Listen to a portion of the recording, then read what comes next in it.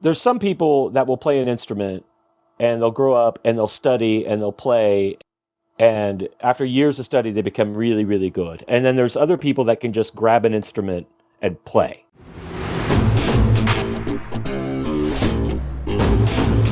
And now, coming to you from the K2 Studios in San Diego, California, it's the world-famous Kris and Kristine Show. Hey, what's happening, everybody? How are you guys doing today out there? I am Kris. And I'm Kristine, and welcome to episode 78 of the Kris and Kristine Show. Wow, 78? It's almost as much as I am old. As many episodes we've had. Yes, absolutely. Although I think you would need to add 15 for it to be your age.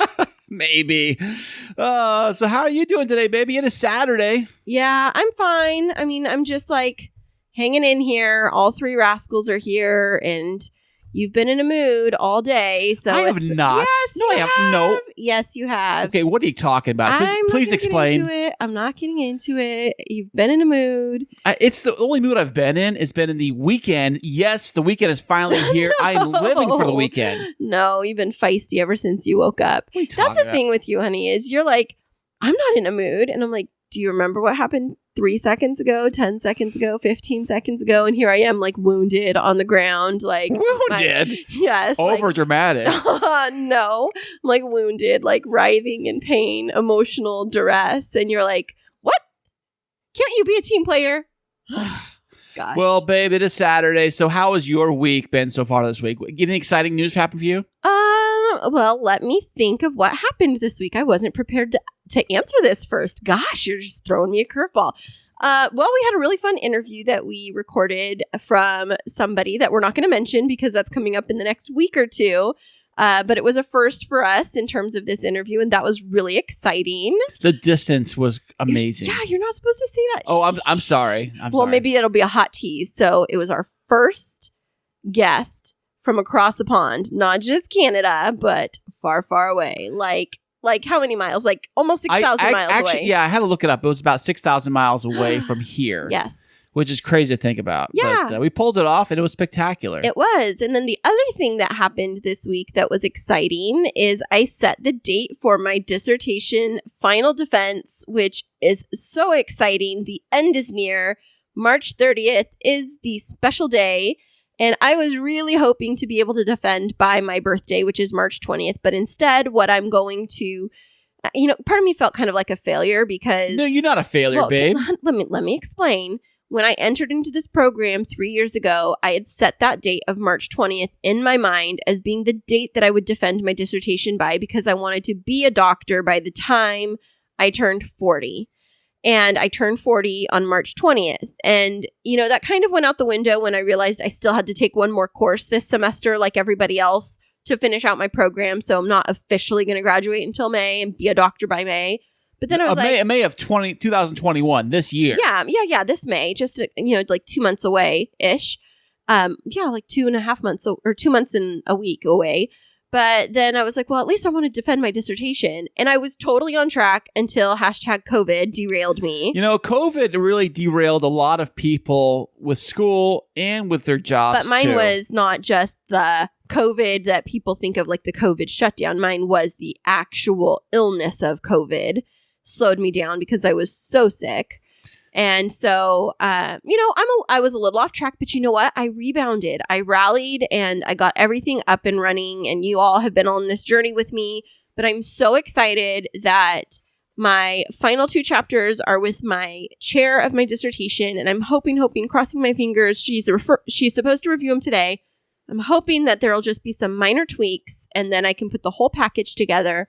And my goal is to send out my finalized dissertation the day before my birthday. And then I'll feel kind of like I almost accomplished it because it's like, maybe I haven't defended it yet, but it's done. Right? Right. That is a good birthday send-off for you. I know. But regardless, babe, this year you will be done with it. Whether it's done before your birthday or after, think of it as just a wonderful year, 2021. 21, and we might actually go out and celebrate. Yes. I don't know where because I don't know what's open yet or if the things are Well, we're going to have to celebrate my birthday. Well, of course we are, babe. Yes. So that was one big thing this week. And then the other thing that was big this week is we got the date that we are going to pick up our new puppy. And I made the decision, since you're going to be working, to take the littles with me on a trip with me and all the boys, the littles, to Seattle, Washington. So if you're in Seattle, be on the lookout for Kristine and the 3 boys. They're going to be going straight to the pet store. Yeah, well, no, it's not a pet store. And Starbucks. Oh my gosh, it's not a pet store. It's a breeder. What? They're raised in a home with a family. No way. Yes. Well, check that out. It's like a big deal. They bring them to us, and then April 9th is the big day, but we're going to fly up a few days early. I'm going to use some personal time. Wait a second. You mean you got to fly up there? They don't have the stork doesn't fly the baby down to you like it normally does? No. We could pay to have them come and fly it down, but it's an extra fee plus the cost of flights. Of course. And for the same cost, I mean, we have all these points that we could have just purchased the ticket for ourselves. Well, me and all the 4 boys are flying for a total of $44 combined. Okay, that's not bad at all. For all $44? for all you guys to fly to Seattle as round trip, right? Round trip. Yeah. Wow, what a because deal. of all of our points, we just paid taxes, and so we're just trying to figure out where to stay. And this is the first time the little kids actually have been on an airplane. Yeah, so they're so excited. And that's a big deal for me because I love to travel, and COVID has really shut that down. But we feel more comfortable with me traveling because I'm actually the most vulnerable out of all of us, because the other big thing that happened this week is that in San Diego County, they opened up the vaccine distribution to educators, and I got my email yesterday notifying me that I'm on the list. And today at 4:30, I go to get my first dose of the Pfizer vaccine. As soon as we're done here recording this episode, Kristine takes off and she goes down to where are you getting it at? The hospital? Grossmont Center. No, that's like a super vaccine station at the mall, I guess. Okay, right on. Yeah, so I'm going to go get that. And then like 3 weeks later, I'll get my second dose, or like 26 days later, I'll get my second dose, which means I will be fully vaccinated and have 10 days after for the vaccine to take effect before we travel. Fantastic. I know. When you get vaccinated, I want you to walk in the door and be like, give you a Superman pose, like, dun, dun, dun, dun, look at me. And flex your muscles, like, check this out. No, I'm just mentally preparing myself that there might be a few side effects because I do have autoimmune disease. My body can react badly to things like this. So I'm just mentally preparing that it might be a little bit rough. But, this is big, exciting news for our household. And when I told Jacob this morning, you were upstairs showering, and gosh, it almost made me cry because I told him, hey, Jacob, guess what? I get the first dose of the vaccine. And he was like, you do? And he said, is it gonna protect you? And I said, well, I could still get COVID. It just hopefully won't be as bad. And he said, so it's like not gonna keep you from breathing, because that was really scary. And he like walked through the day that I was hospitalized from COVID from his perspective, and just reminded me how this has affected so many people, and there's a light at the end of the tunnel. So thank you, science. Thank you so much. And go get your shots. If you can, if you have your access to get shots wherever you are at, please get them so you can be vaccinated, so you're all in the clear. Right. And so that it doesn't just protect you, but it helps to keep in mind the well-being of others. So that's what's been happening with me this week. But Kris, what's been happening in your week? Any big news? Oh, we got some big, giant, hairy rodent news. Rodent news. So check this out, everybody. We have a garage in our house. What? We have a garage? Well, not in our house, but attached to the house. There's What? a garage. I didn't know that. And I park my Z Sports car in there. It's where she sleeps. That's like her bedroom, in the garage. Yes, and he sometimes goes and kisses her goodnight. I do. I go in there and stare at her. I'm like, how you doing, baby? Yeah, you really do. One night I was like, where are you? And then I walked down. You're like, I was just tucking her in for the night. I'm like, I was. You're obsessive. It's so bad. I know. That's crazy to think about. So anyways, we have some water bottles that we store on like this shelf in the garage, using for coffee, for whatever, things like that. And I noticed a few of them had holes in them. And I'm like, that's weird. They're like leaking everywhere. But it was like day after day, there would be like a couple more with holes in them. I go to pull a water bottle out and I'm like, why are there's like holes in this thing? I don't get it. It's leaking everywhere. And what did I say? You said we probably have a rat or a mouse or something I said we probably have a mouse because I'd seen some, let's just say clues around the edges of the garage that there may or may not have been a rodent hiding somewhere in there. Oh gosh. So what I did was I went on Amazon and Of course you did. I looked up rat traps, mouse traps, things like that. So I found whatever Amazon, because Amazon does that, like Amazon's Choice. They give you the one that I always go with whatever Amazon chooses. Is like, because it usually has a pretty high reviews usually. So I picked up their Amazon's Choice, which was a 6-pack of these giant rat traps. Okay, wait. So you choose the Amazon's Choice. What if it's actually not Amazon's Choice because it's highest rated, but Amazon's Choice because they get the biggest profit margins off of it? You know what? I don't care. As long as it serves my purpose, I could care less. All right. So you got a 25-pack of rat traps. I got a 6-pack of these rat traps, and the way they work, they look like a regular mouse trap, except they don't have that wire that slams down, and it's not a wood platform. The whole thing is plastic. So then it doesn't look anything like a regular one. But it works. The concept is still the same. It's like a big mouth jaw, and it's got these little teeth on it too. And you open it from the back like you would a chip clip bag for like a bag of potato chips. You clip seal. You pull the back. You pinch it back. It's pretty strong. And then it opens it up and it locks it. And in the center, there's like this little tongue place. Like for you to put cheese, right? Cheese or peanut butter. I use peanut butter. What? Yeah, I know. So I had to go in the cupboard and find... What? Mice eat peanut butter? I thought that they just eat cheese. Okay, that's in the cartoons. They eat the cheese. But... They really say peanut butter is the way to go. Oh, okay. So I had to go in the cupboard and find a jar of peanut butter, and we don't buy peanut butter that often. So I found a jar of peanut butter. It expired like last year. And I'm thinking, will the mice mind if it's expired peanut butter? Wait, we had old expired peanut butter in our cupboard? Yes, That's we did. Gross. I know. I hope you threw it out. No, it's still down there, but I'll throw it out. I'll throw it out later. Rat food. It is. So I put that on. I set two of the traps. I had a 6-pack of traps. So 2 of them I put in the garage with peanut butter. Mason helped me set the traps. I put one on one corner of the garage by the front door and one on the corner by the back door of the garage, where I think the right mice or rats would be at. So I set them. Were they like out in the open or were they hidden? No, they were kind of like just next to the wall. They were open a little bit. They were like in a corner. They were kind of open a little bit. You know? Oh, okay. So you could see them pretty easily. And then what I did the next morning, I set them, and then I went to go check that same night. Okay, nothing happened. So then the next morning, I wake up. I had the kids down here, and they were still upstairs. Yeah, but I wake up, or like a kid on Christmas. I get all excited. I run downstairs and see what Santa brought me. So I go on downstairs, go into the garage. I check the first trap, and I see, oh, nothing. It's still open. Okay. Then I walk around the corner, around my car, and what do I see? Is the biggest rat I've ever seen caught by the trap. The trap was flipped up upside down, like 2 feet away from where I set it. Oh my gosh, you're too much. The biggest rat. It was a mouse. It was not a mouse. It was a mouse. It was a rat.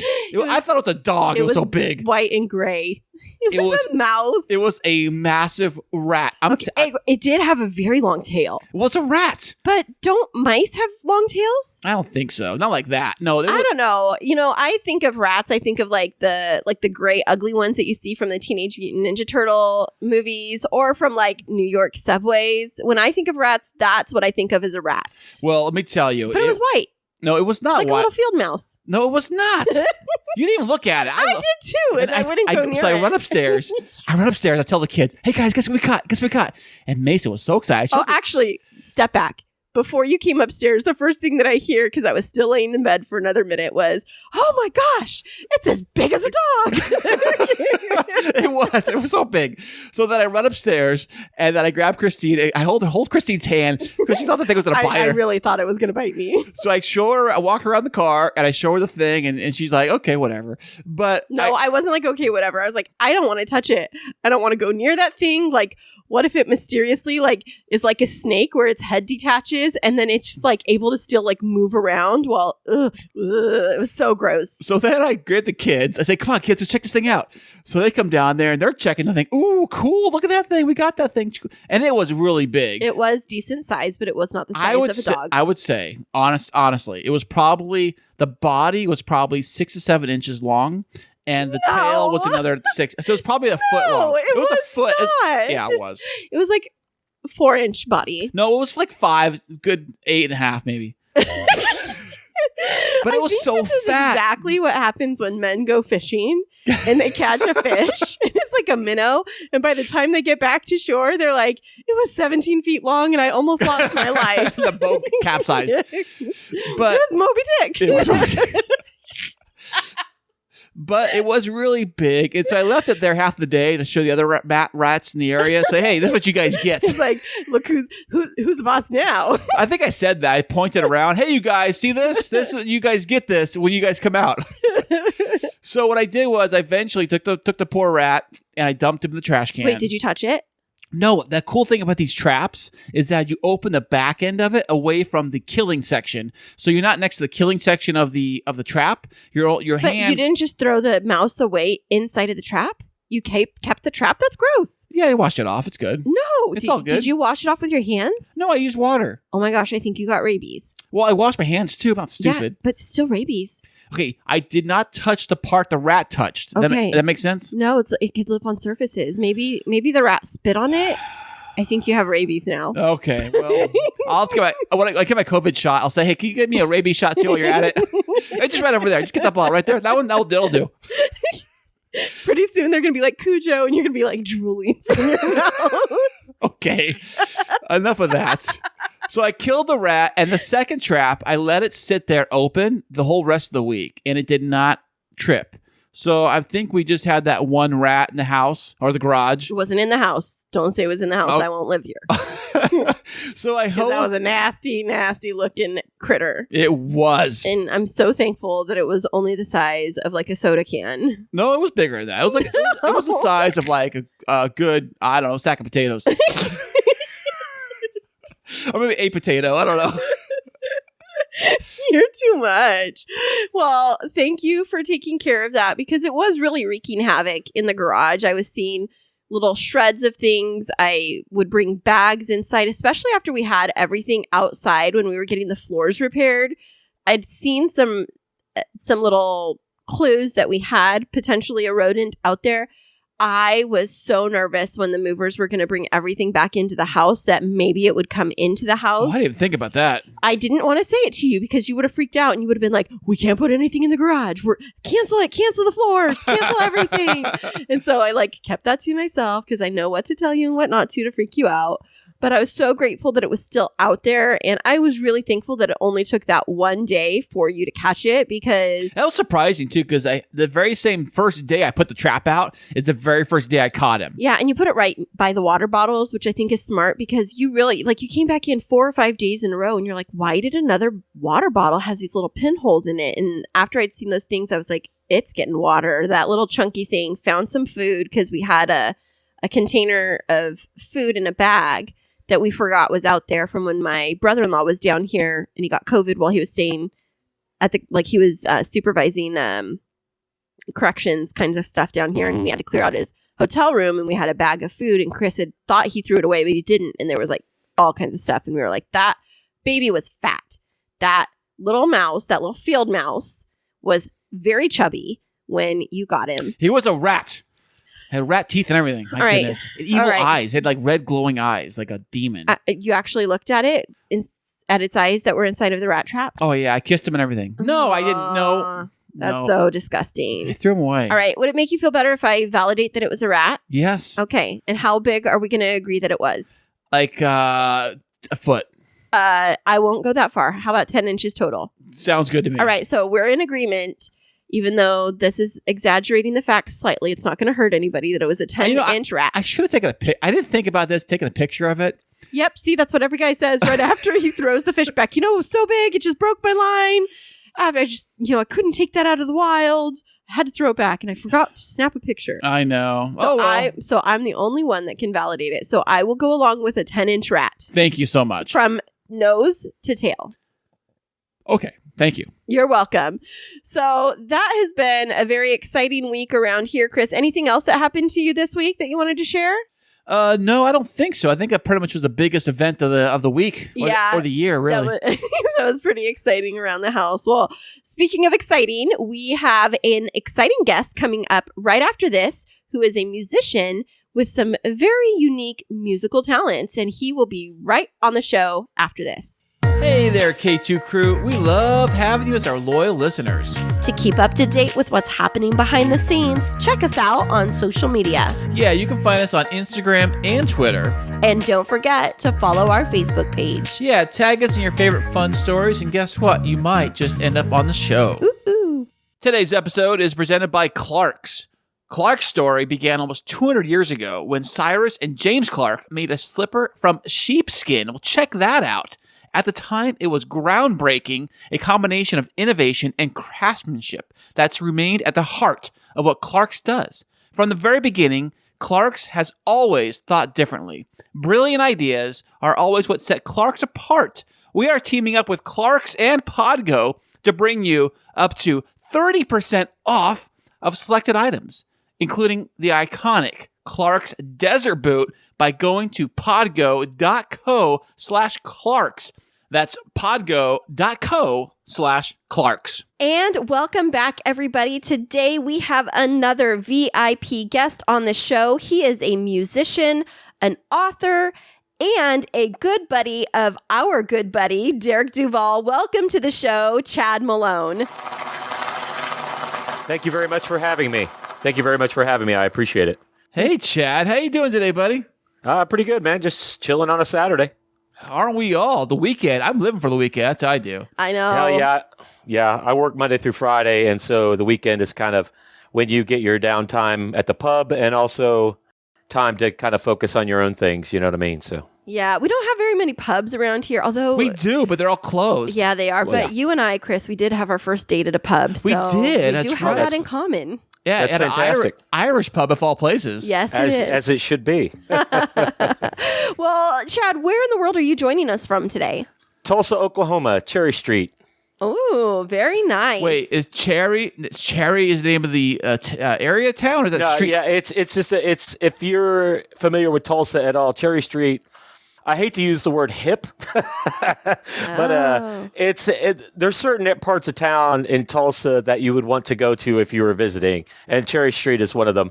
It's just where there's a lot of there's like Irish pubs, English pubs, and great place to eat, and just basically if you were wanting to park somewhere and walk around to a bunch of cool shops on a Saturday night, Cherry Street's not a bad place to be. Yeah, we have some areas like that in San Diego. Some people think that it's the gas lamp district, but that's like the really like touristy area. But there's an area called Hillcrest and North Park, which are more like what you're talking about, where it's like the really cool kind of retro shops and like the open door pubs and Right. Yeah, it's really fun. So we've been talking about going and visiting one of our good buddies over in Tulsa. We're gonna have to check that Cherry Street out, huh, Chris? That's right. We'll take you down to my local and, get a couple pints in you and see what happens. It's good fun. Oh, all right. Am I going to be like dancing a jig or something A at jig? the Irish pub? I don't know. What's it called when you're... I used to love the Irish You are Riverdance. correct. You are correct. An See? Irish jig. Yes. See, Chris? You judge.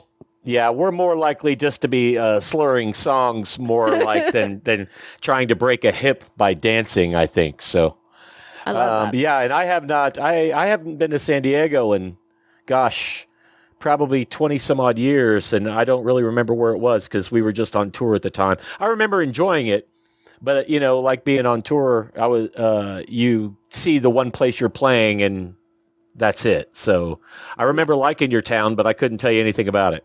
Well, I've been through Tulsa. Right. Do you guys have like a big McDonald's there that's like over some freeway or something? Is that in Tulsa? that is in Veneta, which is about 45 minutes outside of town. All right. I've driven one under point- that. Yeah, it's on a toll road going northeast, and it is at one point it was considered the world's largest Oh. Really? Like for like square footage, or is it square size? footage. I mean, the restaurant itself, it's just basically a truck stop. It's just because it was going over an overpass, it was considered a big deal. And really, but if you just go in there, it's just the same size as anything else, you know what I mean? So and I don't really care because it's not really my thing. Yeah, mine either. I hear you. But yes, I've been past it many a time because that's the road trip if you're going towards Missouri, like when we would play Joplin or Springfield or anywhere northeast, you'd go through that area. Yeah, I was driving to Springfield to go to school, but yeah, I Gotcha. think Kris has a couple questions for you. So Chad, let's go to your music here. You've Okay. been playing music for a very long time. At what point, when you were younger, did you say, "Hey, I want to get into music"? Well, that's a hard call. I knew music spoke to me in a way that nothing else had. It's kind of strange. When I was really young, we'll just say, like most people, things were not very pleasant. Oh, okay. And music was the one thing I could rely on that wouldn't humiliate me or manipulate me or like mess with me in any way. It was one true, honest, good thing that I felt like was around. It called to me in a way that I guess nothing had. And as I got remotely older, when I get around 10, 11 years old, early 80s, like 1980, 1981, MTV came around. And, I'm just a kid in Broken Arrow, Oklahoma, which is a suburb of Tulsa, mind you. And I'm just a dumb kid, I don't know anything. And I see Iron Maiden with the song Iron Maiden at the record Iron Maiden on MTV. And I'm just this kid. And I see this angry music. Eddie comes out. It's hostile. It's brutal. And it spoke to me in a way that nothing had. And I think that put me on a path of I never thought I would do anything with music per se, but I knew I needed to be involved in it somehow. I never thought I was going to be like, rock star. I mean, of course you wouldn't mind making millions of dollars playing records, Yeah. but I'm not stupid, nor I'm not naive. I just knew I needed to play. Well, so without getting into past pain too much, It's okay. It's okay. Well, I was just wondering. So you said that angry music spoke to you. Were you an angry kid, or were you Very one of much those so. kiddos that kind of stuffed it? No, I was. Well, we'll just say emotionally trying. Yeah, I didn't really deal with people well. I didn't have friends well. I was the temper tantrum child, if you will. Oh, got it. Luckily, I believe that I've put all that past. When you find yourself and you find a way of exercising your own personal demons. Mine was through music, and I guess partially through alcohol, to be honest. I was able to function better, and that's a hard reality to come towards. But yeah, music was my therapy, if you will.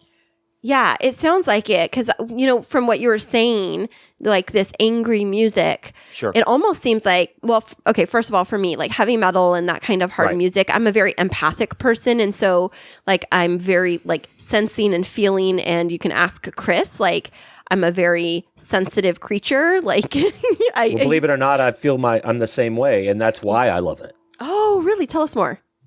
It's the pent up anger and frustration, and with everything that you hold in, and you feel the people around you, and you feel the hostility of the world around you, if you will. And I couldn't lash out at them, but it was the emotion behind it, which is why I loved it. The being able to express what were the darker emotions that I had and that I felt around me was why I loved that music to begin with. So, Chad, what instrument was your first go-to when you first started playing? Oh, I sang because I sucked at everything else. Oh, really? So that was it, just singing, huh? Well, no, I guess music is two things for me. When I was young, I took band and I learned a lot of horn instruments. I was playing the trumpet, the mellophone, the French horn, the tuba, the baritone, and the mellophone. Wait, what is a mellophone? I've never I can heard play It's the like a- telephone. It's like a big trumpet. They're okay. all basically the three-fingered instruments. Right. They're all based around the same structure. As far as I didn't really get into trying to do any other instruments until later when my brother got a guitar and he never bothered to mess with it. So I started playing on it just to spite him.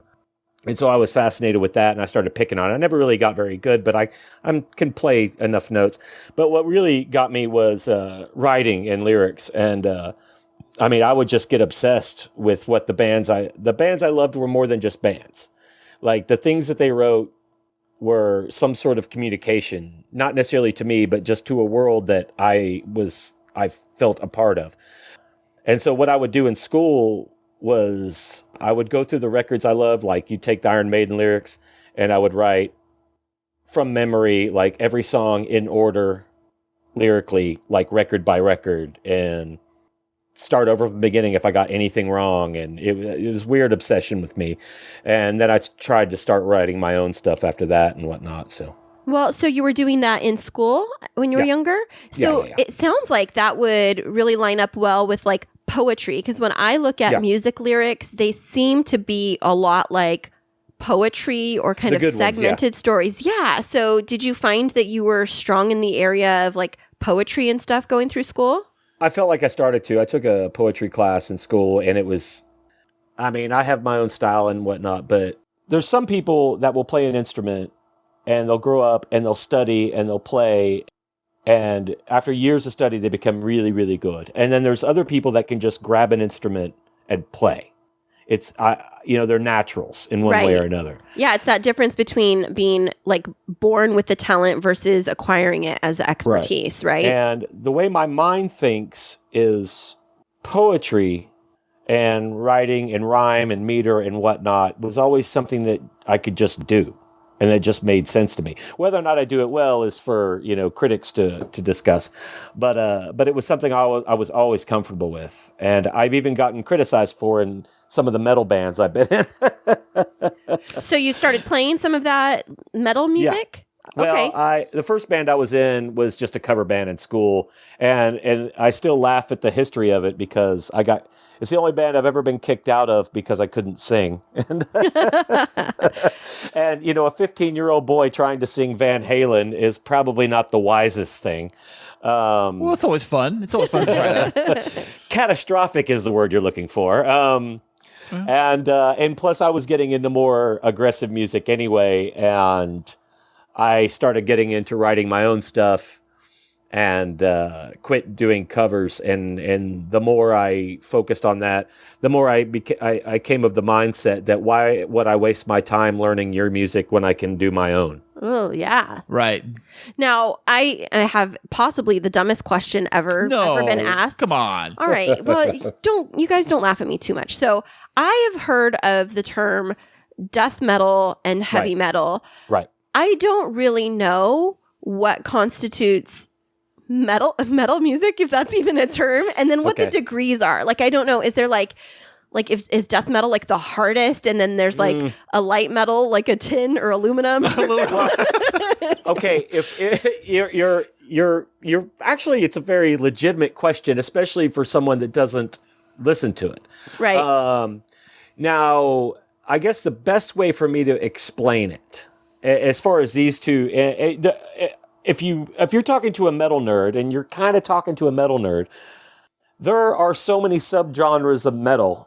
It's ridiculous. Really? It's not just all like heavy, slightly heavy. You got black metal, thrash metal, death metal, grindcore, crossover, like glam metal, classic heavy metal, like the new wave of British heavy metal, which goes back to the early 80s and the late 70s.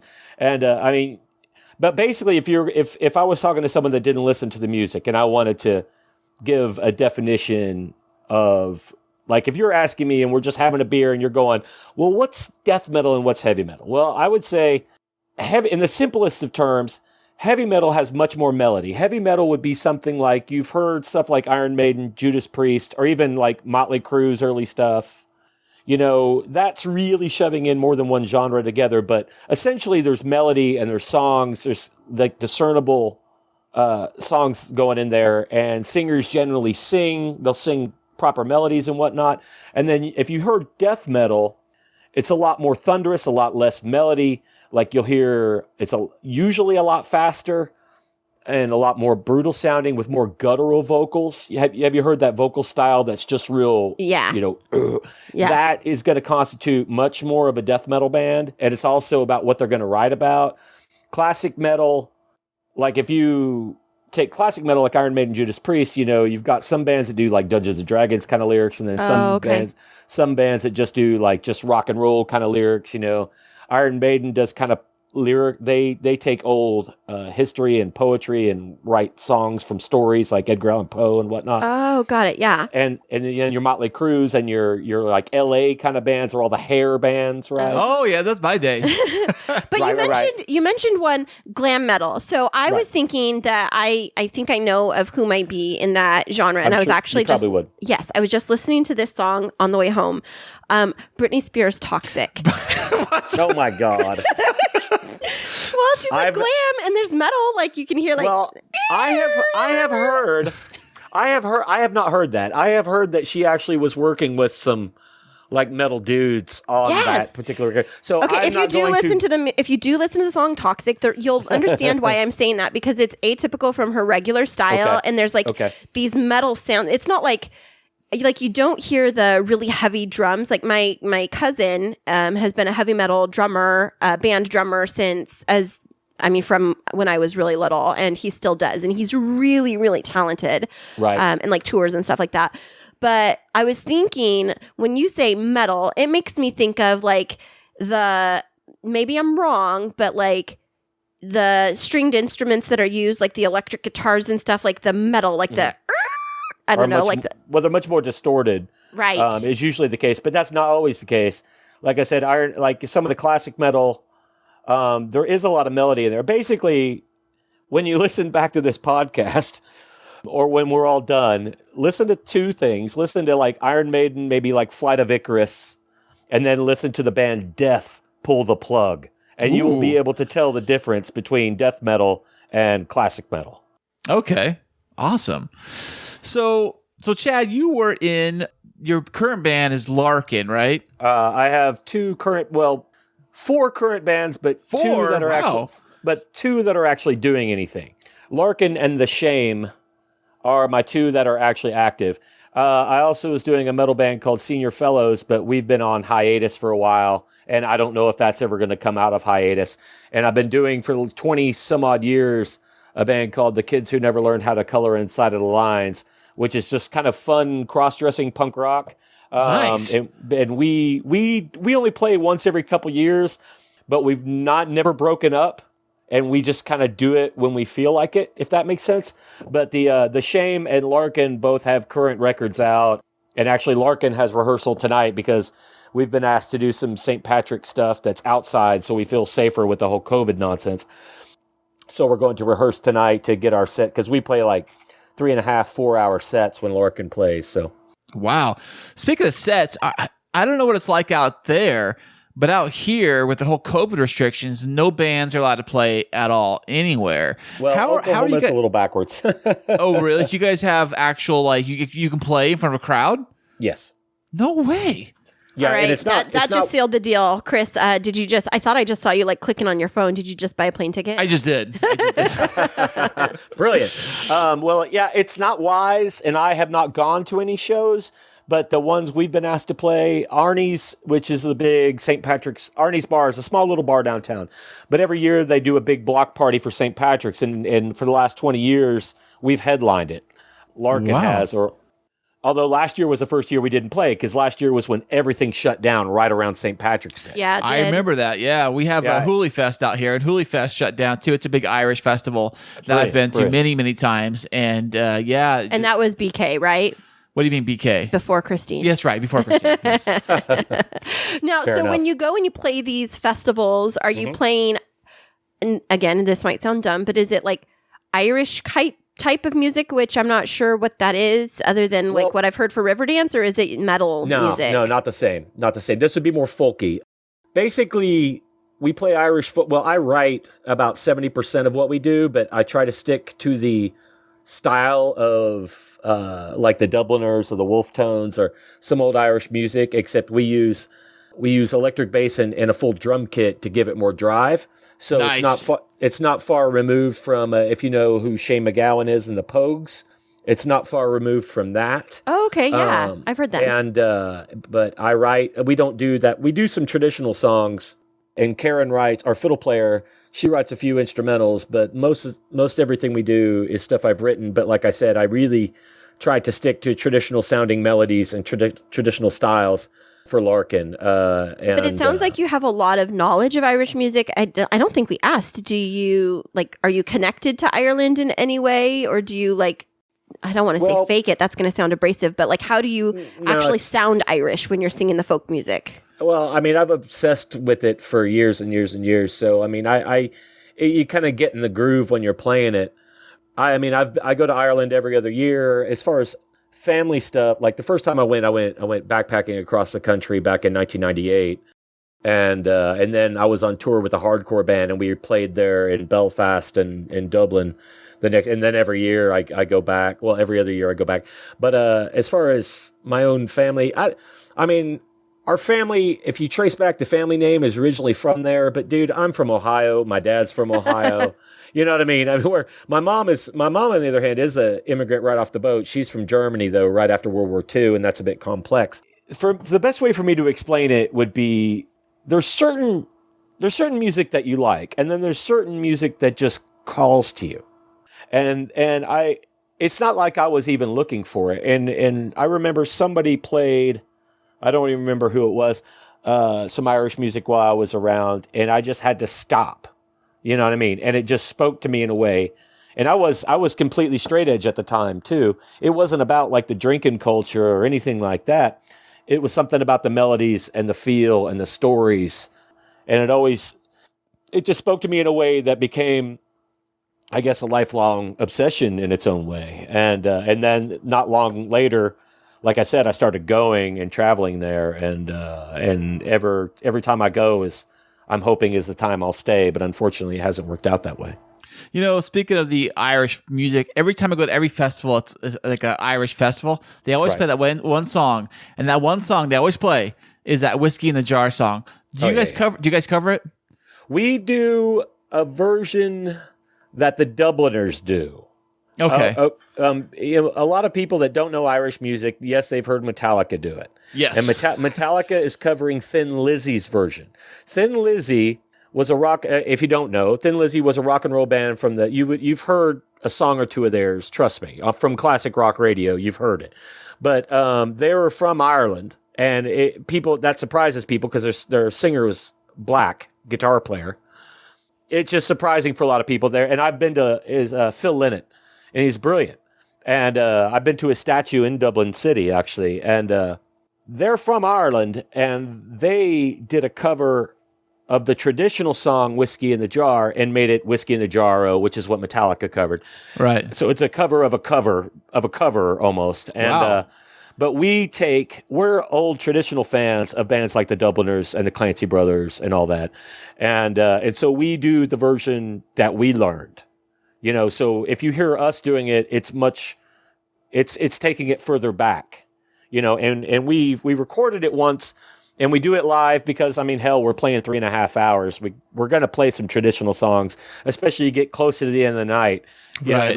Everyone's a bit three sheets to the wind.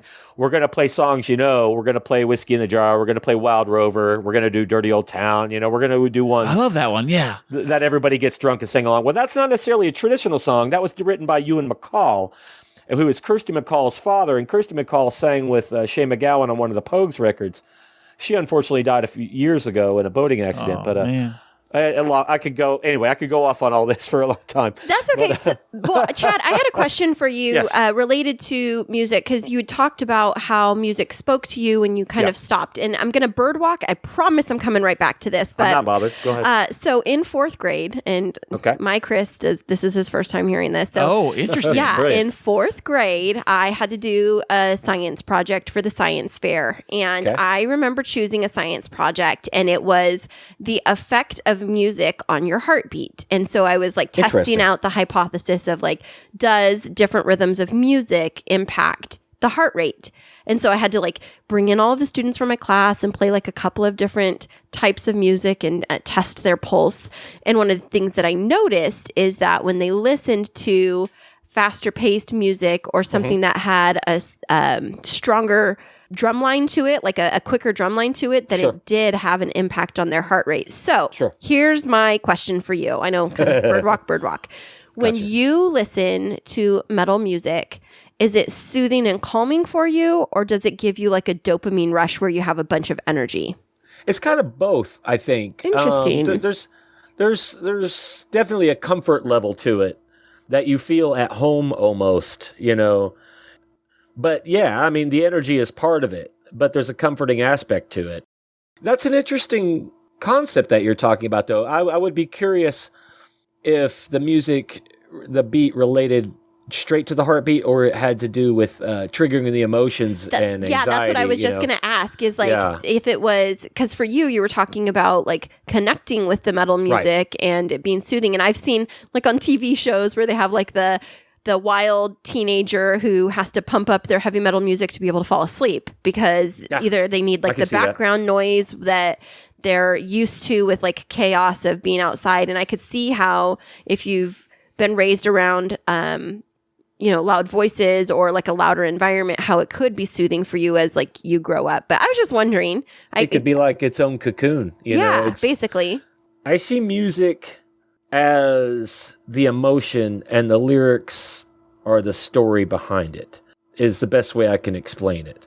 And so, yeah, definitely with like more intense music, sure, it's triggering, it's expressing an emotion, which of course I can feed off of or hope to feed off of, and that's why a lot of modern music doesn't move me. A lot of bands just don't move me at all. And so, I don't feel whatever emotion they're trying to give off. Even stuff like quiet and subtle stuff, like the old folk, like from the 70s. You got your, I'm a big Harry Chapin fan, very emotional singer. Jim Croce, Gordon Lightfoot, which is all very Love calming. Jim Croce. Yeah, he's brilliant. And like I say, Gordon Lightfoot and that whole era in the 70s, they're still giving off a very definitive emotion, but it's different one that you would grab onto. I just like the whole dynamic from one to the next. I mean, go from something as calming as that and like Brendan Perry, a little more modern bit, to, something like death metal and going all the way to something as brutal and self-loathing as the Swans, and you go from one to the next, but that's the beauty of music and that's the emotion behind it. So yeah, I can't speak to anybody else, but I can't just listen to things. I have to dive into it. I have to let it consume me if I want to give an honest interpretation of it or get into it or whatever. So what do you feel about the music of today? The stuff coming out right now? Can you be more specific? Because that's pretty vague. Like people always complain that the music coming out today is crap. It's not. Okay, for example, we're going to use a specific song because I was just talking about this with my hairstylist today. Oh, like she knows. So what? We were talking about do not listen to this. This is your cautionary tale, everybody. Okay. WAP. The song WAP. Who sings it? Cardi B. Oh, yeah. Okay. Yeah. You Okay. know, Yeah, WAP, we're not going to say what it means. Okay. What do you think about that kind of music? There's something I like about it in the sense that just if we're talking about this particular song I like because it touches on aspects of human sexuality that we'll say polite society is scared of. Yeah. Black women taking control of their own sexuality, to me, is a glorious thing. And putting it in terms that make people uncomfortable, great. Now, what do I think of the song itself? Don't care. Doesn't speak to me at all. Right, but the symbolism behind it. And I think that's kind of what you were talking about when you were talking about music is, sometimes the way it's delivered, for you have to get all the way into it. And so like that, the lyrics, the meaning behind the lyrics and the music need to equally speak to you for you to get immersed into it. And I'm of the mentality that, it's an explicit song. I don't recommend it to children, but the symbolism behind it is that a lot of individuals in the music industry like to objectify women. Yeah. And when a woman chooses to objectify herself, then it's frowned upon. Really? She does that? But I'm not sure that's what she's doing. Well, I mean, not I get what you're saying. objectifying, but when she actually, I guess that's the wrong term. When she's taking her takes own control. back. Yes, exactly. And that's what it's I meant. Sort of like, not to go off on a tangent, but it's, to me, it's all the outrage and of people being offended by the OnlyFans things that are going on. What does that mean, the OnlyFans? I'm not familiar with that. It's not... So basically, a lot of women, I don't know any guys that do this, and I'm not making judgments. There might be men that use it. Are like if you go on someone's Facebook thing and they'll give you a link to an OnlyFans site, and it's a private site that you can basically pay like a Patreon. Oh, yes, I know what you're talking about now. Yes, and watch videos of them. We'll say usually it's more risque, adult if content. we're going to be polite, right? Full content, and you're basically, and to me that's women taking charge of their own being, and they're not allowing themselves to be exploited by a third party, Right. which is. And I am, whether I do not subscribe to any, I've got several friends that have them, and I support it wholeheartedly because they're doing what they want to do, and they're not going to let if anybody's going to make money off their own sexuality, it's going to be them, and I have no issue with that whatsoever.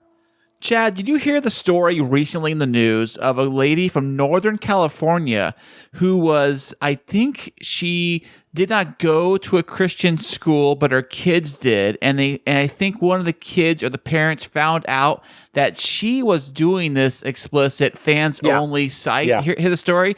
And they wanted to kick her kids out of the school. Correct. Yeah. Right. That's such a, oh my gosh, it's such an ironic type of thing or an oxymoron, because you can have people secretly engaging in this behavior behind the scenes, and you can have people pumping into the adult entertainment industry.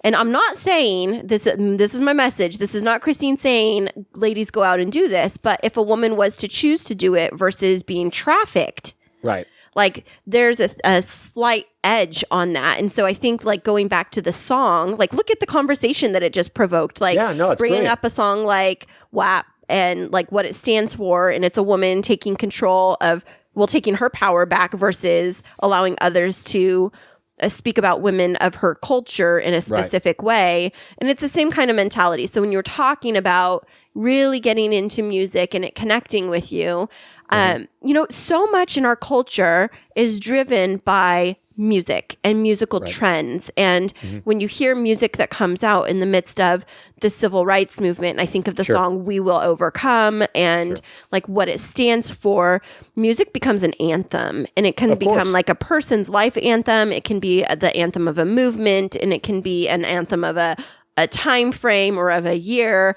And if I was to give a name of a song to the year 2020, it would have been like a throwback, the song like You're a Loser Baby, like to the year 2020. It's like, I don't want to repeat that. But the thing about music, I would say, is music is one of those things that whether you're happy, you're listening to music, whether you're sad, you listen to music. It doesn't matter what stage of life you're in, music is always going to be there. Right. Well, there's a quote. I do not remember who said it, and I'm probably going to paraphrase, but that was, music will not change the world, but it will change the people that do. Oh, there you go. Ooh, that's deep. I like that. And I got to think on that one for a minute.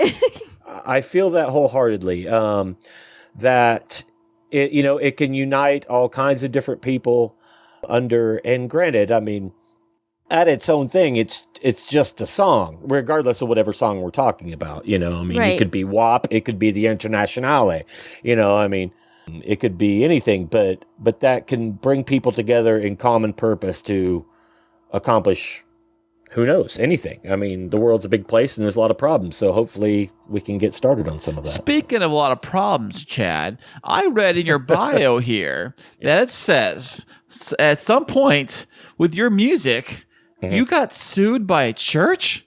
Yeah, not just a church. The General Council for the United States Assembly of God. What? Really? What were you doing? That's my former denomination. I must know. What, Kristine? I went to an AG college. I need to know. I know all the rules. I wish it was. I wish it was as sordid as it comes across. Did you play something in Springfield, Missouri that you shouldn't have been? No, I was in a band based out of Oklahoma City called Assembly of God. Oh. And to me, I am, you don't know me personally. I've always been very, we'll just say, not nice towards religion, especially living in Oklahoma. After I was in a band called Brother Inferior, and that's when I put out a bunch of records and toured a lot. And when I got done with that, I formed a band out of Oklahoma City called Assembly of God, which I thought the irony was funny. And also, but by the name, I was thinking of the idea that man created God, man assembled God. So Assembly of God was about the creation of a deity. And I thought it was funny, and I thought it was a good name. I didn't think anything of it. And then we put out a demo tape, and then we put out a record, and we practiced at VZD's in Oklahoma City. I'm sorry, we practiced at Music Dimensions, which was next door to where our bass player worked, which was a restaurant called VZD's. And the only reason I mention this is because the general counsel for the Assemblies of God Church is based out of Oklahoma City.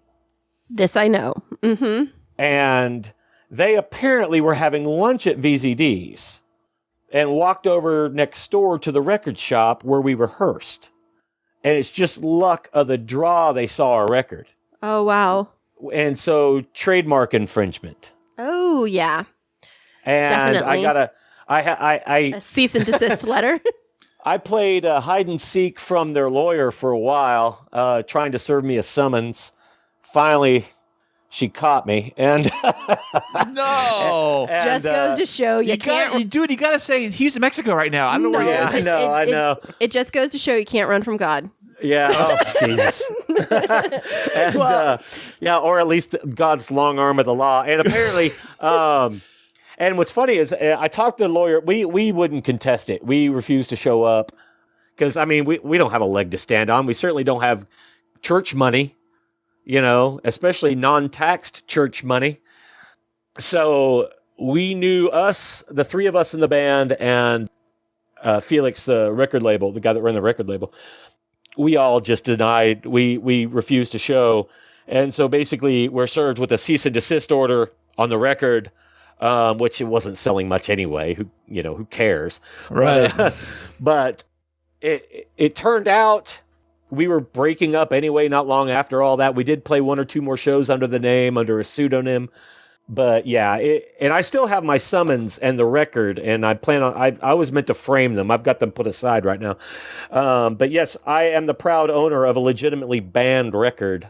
And I still have a box of them if anybody wants it. It's not a bad hardcore Censorship is record. alive and well. There we go. Are they valuable? Is there any value on those? Nah, about for the actual vinyl that it's printed on. That's about all. Oh, got it. Okay. Well, I thought it'd be like a nostalgic kind of thing. Like you can't get it. For anybody in the hardcore scene, sure. But Oh, I had a teacher when I was a principal that used old vinyl records to create like an art work. We had this thing where everybody had a tree. It was like part of like what our mantra was in their classroom, and they made it out of whatever materials, but you could always make a piece of art. But for you, it also holds memories. And I keep a couple copies for myself, and I've anybody that's legitimately interested that I run into that I just give copies away. I don't care. All kidding aside, I give most of my stuff away. I'm the worst salesman ever of my own stuff. Oh, that's too bad. I hate it. And luckily, Dalton, who recently joined The Shame, he's also in Larkin. Actually, two guys in The Shame are also in Larkin. The Shame is my soccer hooligan punk band. We have several records out, and Dalton handles all the business aspect. I just write the songs and book the shows because I suck at trying to sell things. Well, we're going to help you not necessarily sell things, but promote yourself at least so that our listeners can check out your music, because it sounds like you have a wide range of different options. Where can our listeners find you, your bands, and your music? Okay. Well, like most people, we have Facebook pages. There's facebook.com/Larkin Tulsa. One word, and Oi, as in O-I, The Shame. Oi is what's considered it's a greeting in England, but it's also a style of music that would be called street punk as well. Ooh. So yeah, Oi, The Shame is, and we've got some stuff up on YouTube. The Shame has a new video for We Stand Apart, and This Is My Beer. This Is My Beer is a great one. I love that song, by the way, dude. Oh, thanks, man. We shot it just across the street down this other local pub. We got in at 9 a.m. to shoot that video because we wanted to get in there before they opened. And luckily, Right, of course. Luckily, the team I support, Arsenal Football Club, was on, and so we're just getting, whiskey drunk at 9 a.m. on a Saturday, shooting ourselves, singing our song, which was utterly hilarious and a lot of fun. And we also have a, Instagram account, which is Instagram, The Shame of T-Town _ between all the letters. And there's, like I said, a YouTube channel is YouTube/The Shame. We also have The Shame Shop, which is an _ between The Shame and Shop, which is purchase our stuff online, which you could get Larkin stuff from that too, but it's not listed on there. We need to get a Larkin site. Best thing to do is go into the Facebook page or catch me on Instagram, and I can get in touch with selling stuff. If nothing else, email address is not hard to find. I'm at Chad Malone, ChadMalone1886 at gmail.com. I'm more than happy to have anybody email me there. Well, that's fantastic. And so, Chad, we want to thank you so much for being on the show today. Listeners, check out Chad and the music of him and his amazing crew, and reach out to him to stay up to date on his most recent music and upcoming book projects. And so we just want to thank you, Chad, for being on the show and wish you all the best of luck. Thank you so much, Kris and Kristine. I've had a wonderful time. I really appreciate it. Thanks, Chad. All right, cheers. The Podbreed Network is strictly for the small podcasts that are up and coming in the vast world of podcasting. Podbreed is made up of many diverse podcasts coming together to achieve the same goal of being the best damn podcast network on the planet. Find out more at podbreed.com. Hey, that was pretty cool to have Chad Malone actually on the show with us. Yeah, it definitely was. He's very interesting background. I didn't know all of the things that he was sharing about as it related to like the different types of metal bands. I still think that maybe I could be in a glam metal band. What do you think? Yeah, you can play the drums, can't you? Yeah, I actually can play And I the can drums. sing a little bit. Can you? I don't know. Well, all it takes is like screeching, right? Pretty much, and you're good to go. Yeah, and that's kind of the hard thing for me to listen to is because I love music, but when things get really loud or there's a lot of like friction or aggression, I can't quite, like, it makes me angsty, like anxious. But it was very interesting how, some people can listen to it and the noise of it actually helps to calm down like their inner chaos, I guess. I've heard of stories where people actually have fallen asleep to listening to heavy metal music. Yeah, me too. And I mean, if you're tired enough, I guess you can fall asleep to anything, really. But it just depends how loud it is and all of that. So, but I also think like people that live in a big and noisy city, they're used to a lot of noise around them, and they might sometimes need things to drown out that outside noise. And so, I guess it's just substituting one type of noise for another. Or on the flip side, if you were used to a lot of noise, like maybe you had like a big noisy family and you like moved into an apartment by yourself, but you're because you're in like college or whatever and you're used to them being around, having some kind of ambient noise around you to kind of fill the space might be helpful, I guess. It's funny to say that. I was thinking about when I first moved into this house by myself, the first night I lived here, it was like there's always these weird noises. Like I was hearing weird sounds and stuff because this is the first night being in this house. So it was and I was all by myself too. So not that I was scared. I wasn't really scared, but I kind of was a little bit, because you're a new house, new neighborhood. If you were scared, would you admit it to everybody? Actually, no. Probably I not. know. Probably not. So, AKA, he was scared. Yeah, thank you. So I was here and I was like hearing different weird sounds and things like that. So I get it, and that's probably why I like to crank the music up when I'm by myself in the house here. I like to crank up sounds and music and have surround sound going and have my music loud and my movies loud. Yeah, you like everything loud. It's so foreign to me. I think it's because I like to feel the music. I like to drown out everything else and have the ultimate experience. So you like to be immersed. Yeah, and probably. And I do have also on that note, I have a vinyl collection.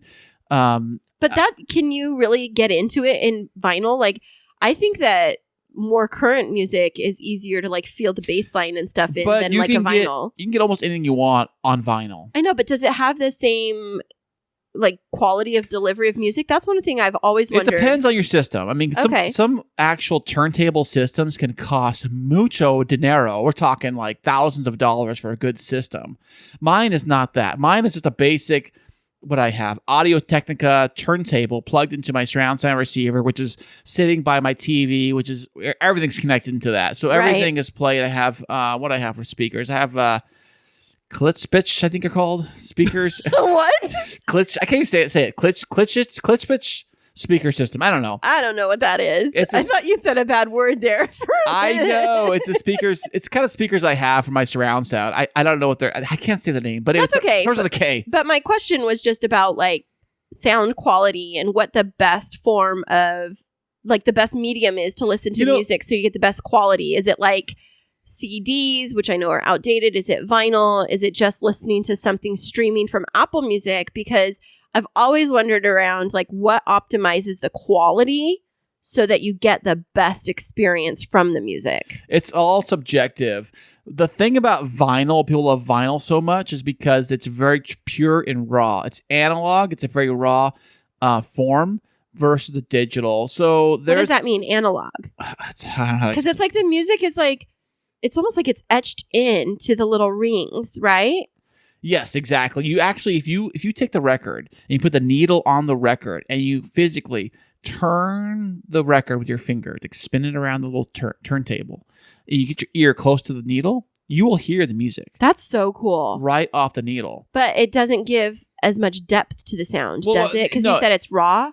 Does it give like that strong bass line? It has to be amplified. It all has to be. Records have to go through an amplifier before they come out to the speakers and all that stuff. So it's kind of complicated. It's how that they did it makes back in the sense day. because like way back in the olden days when they would have the turntables and they had that like horn-shaped looking thing that comes out from it that would project the sound. This was like predating speakers. I always wondered why do you have to have that big old thing? But that makes sense now if it has to, like, it can turn and it's kind of generating the friction to produce the sound, but there has to be a way to actually broadcast the sound. Correctamundo. So you have much knowledge, Yoda. I know. Yeah, vinyl is coming back. There's a big vinyl resurgence right now in vinyl collections. You can buy almost everything. And one thing was kind of cool. When I bought a few records on Amazon. Check this out, everybody. When you buy a record on Amazon, they offer a digital version of that album that you can access on your Amazon Music account. So if you were to listen to those side by side, this is like my question. If you were to listen to the record and the digital, what would sound better? It's all subjective. The record. I need things that are objective, not subjective. I'm sorry, babe. But with vinyl, there is a hiss, there's cracks and pops. It's almost as if when you listen to a vinyl record, you're not listening to the same, you may have the same song, but each time you hear it, it may sound a little different, which is kind of weird to explain. I like that though. I like when you hear like the kind of the scratching on the records. It just brings me back to my childhood, and not that I'm super old, but we had a record player at home and I loved it when my sisters would put on their Cyndi Lauper or Madonna onto the turntable and we would listen and dance to it. And that's what I was raised in. And so I think there's some nostalgia to it. But part of me wonders, like, if the music of today, like the rap and hip hop type of music, if it would translate to coming across well in a vinyl. Because I typically don't see those types. No, you do. Like, they have I typically, is what I'm saying, don't see those types. I typically see like more folky kind of music, country music. Like we have the soundtrack to A Star Is Born, and that sounds really good on vinyl. But I just wonder if like Nicki Minaj and Cardi B would actually come across well on a turntable. Well, they have those, and I haven't played it vinyl. We should do that pretty soon. I haven't ran the turntable in a while. Oh, well, this sounds like it's going to be a great part of our weekend routine this weekend, is to pull out some of the vinyl and to just reconnect with music. And that's what we would encourage you all to, is to reconnect with whatever your favorite type of music is and to just immerse yourself in it and think of some of the great words of Chad Malone about what music can do in your life. Absolutely. And if you want to know more about the Kris and Kristine Show, you can always go to our website. That is www.krisandkristineshow.com. And that is Kris and Kristine with K's. And we will be back with you guys next week. Remember, this week, that life is too short to wake up in the morning with regret. So love the people who treat you right, forget about the ones who don't, and believe that everything happens for a reason. If you get a chance, take it. If it changes your life, let it. Nobody said that it would be easy. They just promised it would be worth it. Thanks so much for joining us. I'm Kris. And I'm Kristine, and until next week, Keep moving forward.